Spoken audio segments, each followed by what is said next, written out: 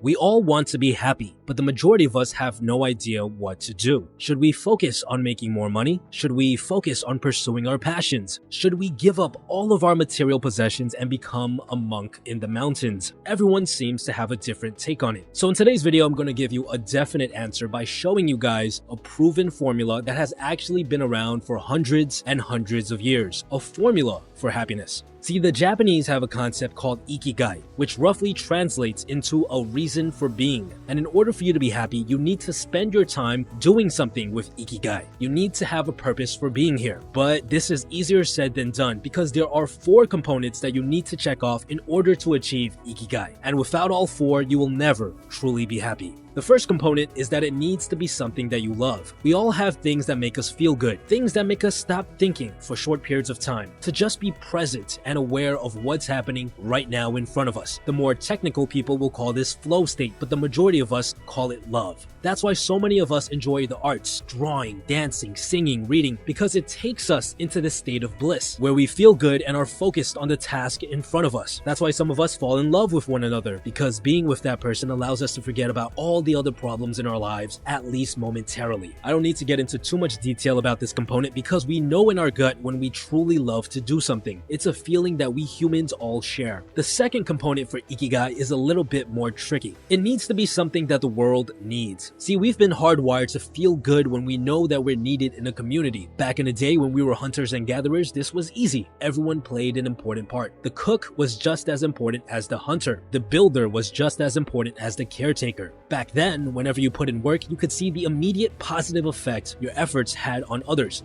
But this isn't the case nowadays. Most of us work in offices, being given small roles in a massive company, where even if we work our butts off, it's hard to see the positive effects our work has on the rest of the world. It feels like our work isn't really helping anyone. It feels like if we quit our job one day, no one would even care because, to be honest, nothing would change. You need to find something that the world needs, something that you can do that will create a visible, positive effect on those around you. The third component for ikigai is that it needs to be something that you can get paid well for. Now, I know, right out the gate, some of you are automatically going to say something like, oh, improvement pill. You don't need money in order to be happy. But let's be real. Money is what puts a roof over your head, food in your mouth, and clothes on your body. Without enough of it, you're going to spend the majority of your time stressed out of your mind, wondering how you're going to get by. And it's not enough to just be making some money. You need to be getting paid well enough to live a comfortable life. So it really depends on where you live. For example, you could live like a king off of 30,000 USD a year in some countries, but in a place like New York City, that would barely be enough to cover your rent. If you're not making enough money to live without stress, then you will never achieve happiness. The fourth and final component you need to have in order to achieve ikigai is that it needs to be something that you're good at. Now, this doesn't mean that you need to be born with talent. This actually means that you're able to put in the time and effort in order to get better at this skill. Let's say, for example, you want to become a motivational speaker. When you first get started, you're terrible. You have stage fright, you stutter a lot, you forget what you're supposed to say. But over time, as you practice more and more, you start to overcome these obstacles. You start getting applause from the audience. That's what it means to be good at something. Not to be good from the get-go, but to be able to overcome obstacles and improve at this skill. This overcoming of obstacles creates a very fulfilling feeling inside of you, which is why it's such a crucial component of ikigai.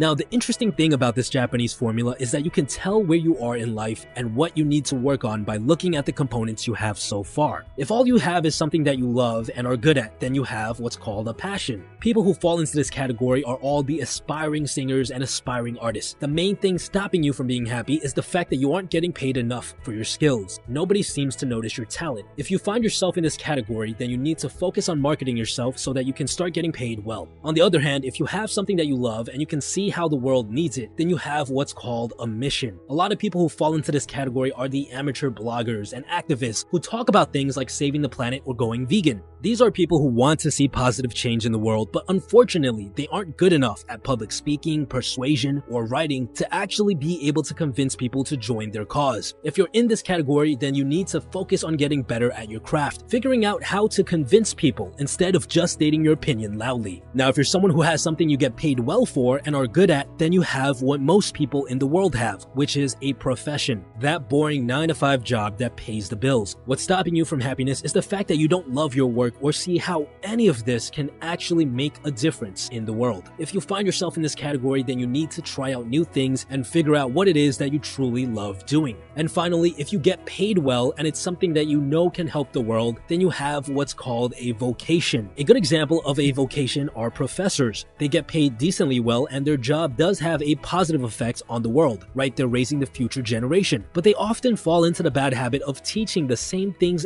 every single year, which stalls their improvement. If you find yourself in this category, the main thing you need to make sure you have is that you are constantly getting better at your job, constantly challenging yourself to improve. Remember guys, in order to be truly happy with your life, you need to achieve Ikigai. You need to be spending your time doing something that you love, that you can get better at, that pays well, and that the world needs. Without all four, you will always feel like you're missing something inside of you.